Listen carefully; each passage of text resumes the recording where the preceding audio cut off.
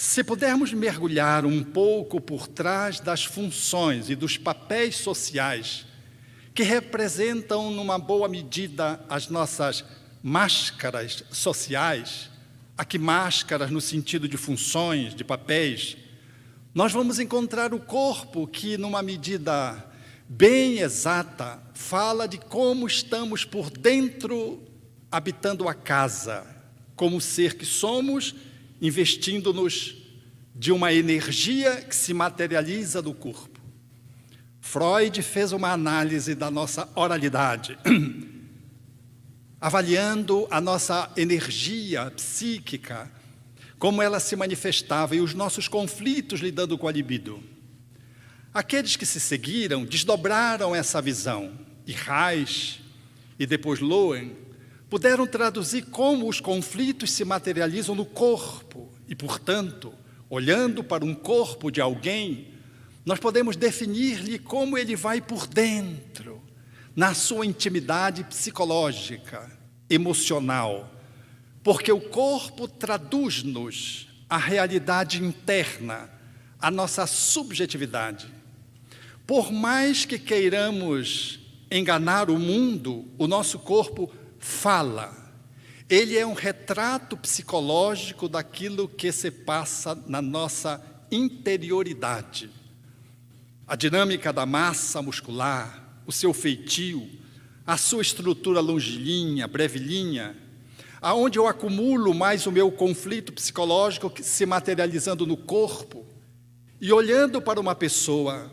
um bom psicoterapeuta que trabalhe a partir de Reich, ele olha para o corpo e, sem ouvir nada do que a pessoa pode dizer, ele começa a falar da pessoa. E, na generalidade, ele vai com acerto dizendo o que se passa com aquela pessoa, olhando o seu corpo físico, percebendo aonde ficam as suas estruturas de conflito situadas, como é que elas se apresentam,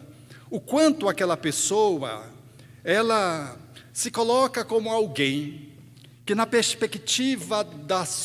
do seu renascimento, ali,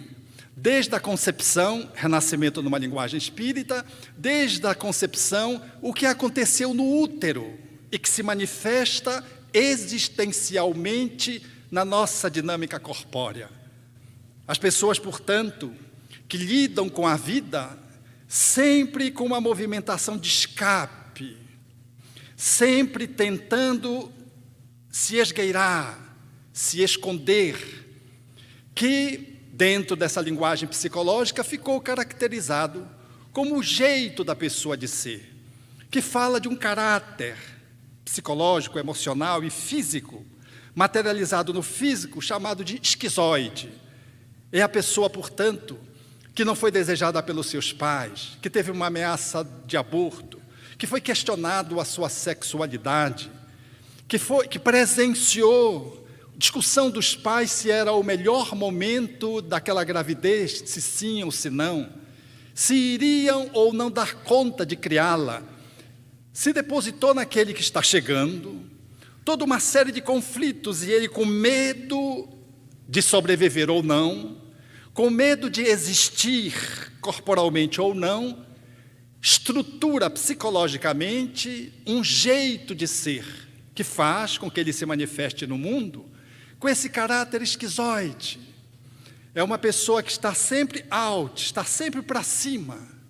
Com facilidade, ela pode descolar do corpo. Com facilidade, se ela souber tratar essas questões, ela poderá ser uma excelente pessoa criativa, poderá fantasiar com muita facilidade, porque ela tem uma estrutura psicológica que leva para esse viés, olha muito para cima, às vezes escolhe ficar mais distante dos grupos sociais, às vezes se mostra tímida, ainda que tenha pouca vida, mas ela quer assegurar a vida que tem, com receio de, em se expor, perder a vida inteira, reproduzindo aquilo que aconteceu no útero. E assim, na dinâmica em que o ser sai do útero, vai se estruturando outros caráteres. aquele pós-útero em que cursa com a amamentação, fala da pessoa que, em recebendo um bom acolhimento maternal, uma boa nutrição maternal do ponto de vista psicológico, se sentindo maternada, ela se desenvolve muito bem, como aquela outra, que também no útero é acolhida incondicionalmente. Mas se ela não recebe a amorosidade da mãe, nem a paternagem do pai, se ela não se sente nutrida, ela entra num processo de ameaça de sobrevivência. Não é de ameaça de sobrevivência biológica do ponto de vista nutricional, energético, físico, calórico. É a ameaça de não sobreviver por não ser amada. Ela interpreta isso como carência de alimento afetivo e cria uma estrutura psicológica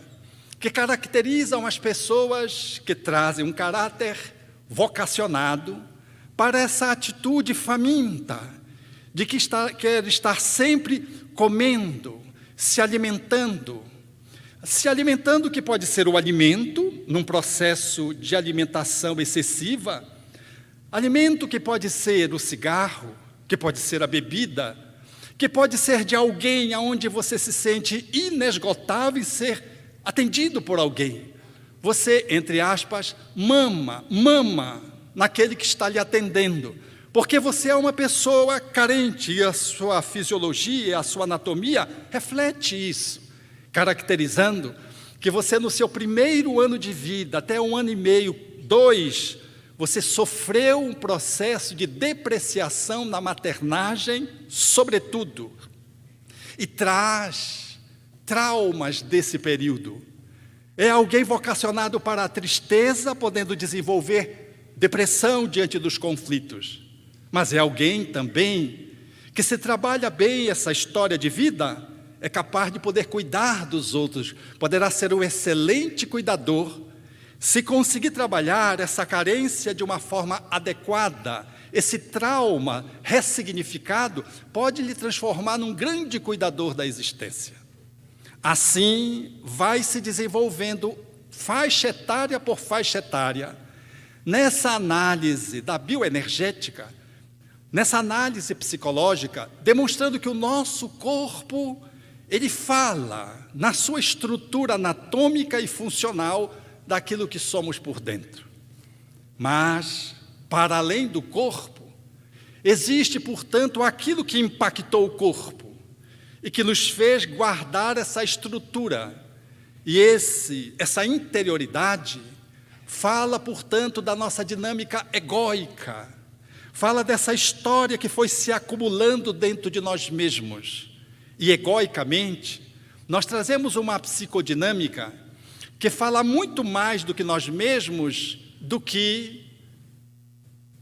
a função que a gente desenvolve na Terra socialmente. Quando você observa um profissional, você pode olhar o que está por trás desse profissional, se você entrevê o jeito como ele se coloca no mundo, porque o jeito com que ele se coloca no mundo está expresso no seu corpo e está expresso naquela dimensão escura, se ele não está em dia consigo mesmo, na sua autodescoberta, porque ele se revela na sua atividade funcional, por exemplo, usando o poder despoticamente, ou usando o poder com submissão, ou usando o poder para corromper, ou para se deixar corromper. O exercício dele é o poder. Ele tem um cargo de poder, pode ser um juiz, pode ser um técnico de futebol, pode ser um dirigente espírita. Como é que ele exerce essa função de poder? Isso está relacionado ao ambiente interior da casa, que, se tiver escuro, significa dizer que ele não está em dia com a sua estrutura interior e, portanto, ele se revela de uma forma a que o poder traduz como ele viveu a sua história atual, reencarnatória, na sua dinâmica de desenvolvimento familiar.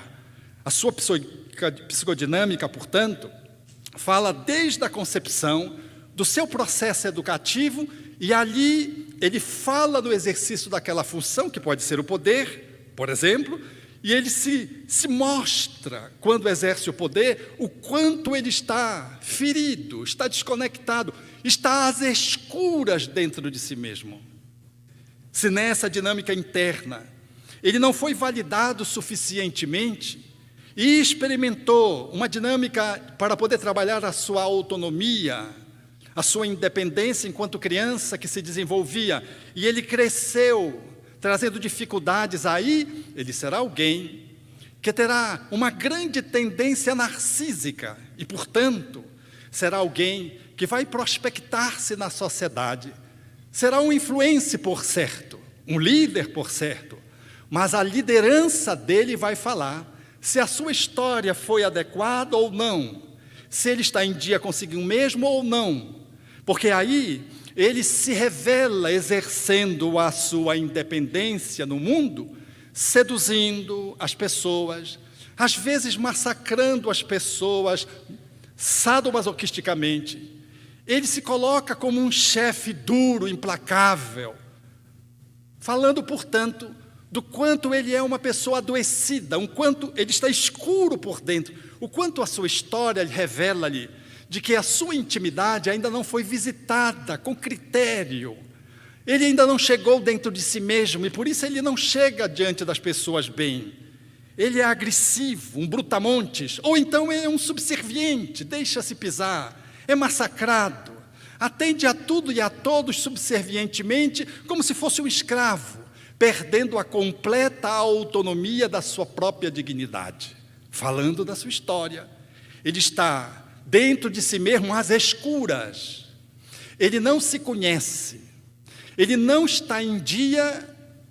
com aquilo que é a sua própria história atual e as histórias anteriores, porque se o seu ego se formou hoje, ele tem um inconsciente que fala desde o útero, mas tem vários movimentos inconscientes que falam além do útero, ou seja, todos que estamos aqui temos uma performance egóica, mas temos vários subegos,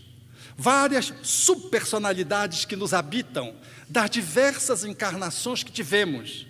E mais ou menos elas comparecem aqui e acolá, dependendo da motivação externa, e podem ser capazes de subverter o nosso ego e tomar a frente nas movimentações existenciais atuais, num processo patético, por exemplo, de um quadro de esquizofrenia,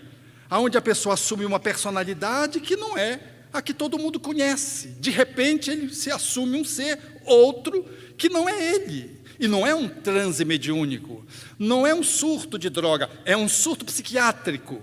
onde uma dimensão profunda dele assumiu e ele sumiu. E essa subpersonalidade tomou conta daquele homem tímido e agora ele se mostra como se sendo um general. Ele foi um general, ele não é mais o general. E o ato de ter sido general e de ter sido palco com o seu poder de tantas atrocidades, fê-lo nascer numa posição esquisita e desde cedo tímido, recuado, reservado demasiadamente, sem conexões afetivas. Lá por 18 anos, emerge, um pouco antes ou um pouco depois, emerge o general. E as pessoas identificam o primeiro surto do quadro de esquizofrenia. A sua dimensão egóica não foi capaz de manter o inconsciente lá e cuidar desse inconsciente. Esse inconsciente tomou conta, num processo que poderíamos chamar simbolicamente de autoincorporação. Ele foi dominado por si mesmo e agora assume uma outra personalidade, em desacordo socialmente com aquela vigente até então, precisando ser medicado, tratado. Ou seja, nós trazemos uma história que, se não é revista, que se não é visitada, corremos o risco de nos perder dentro da casa escura que se reflete no corpo e que se manifesta nas nossas atividades sociais, nas nossas funções sociais, traduzindo o nosso desequilíbrio, o nosso desatino, a nossa disfuncionalidade.